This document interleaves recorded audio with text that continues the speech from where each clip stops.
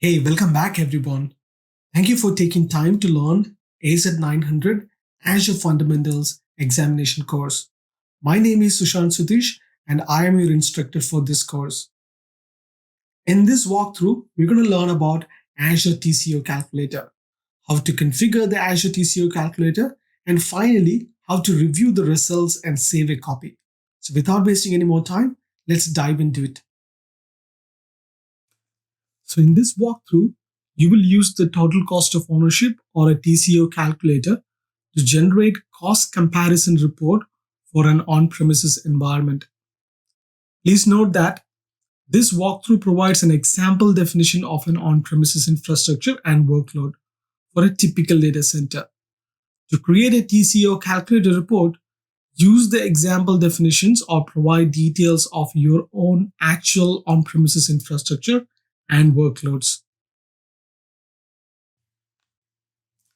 So to add details of your on-premises server infrastructure, you can click Add a Server Workload in the Define Your Workload pane, and you can basically fill out the details like the name of the server, the type of the workload, is it Linux or Windows, what type of environment is it virtualized environment, is it Hyper-V or VMware, the number of the core and the RAM available in each of these physical servers, etc.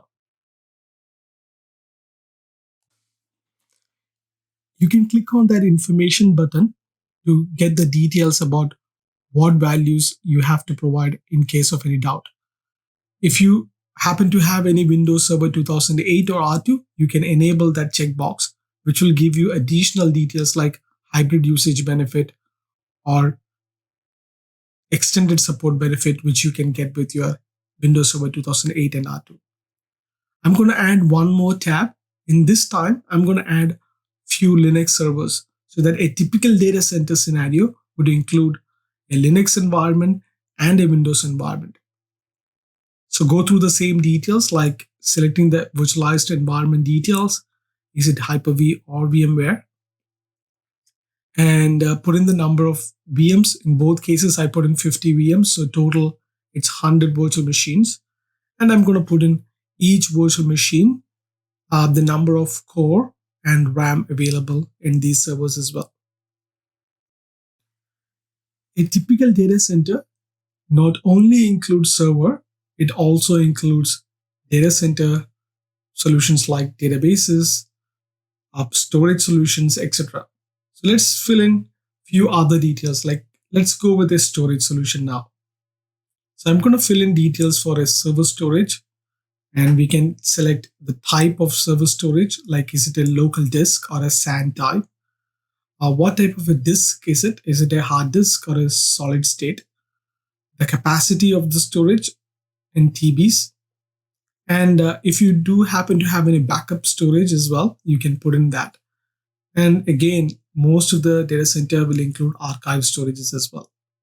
And finally, you can put in the details for your networking, the amount of data which goes out of your data center.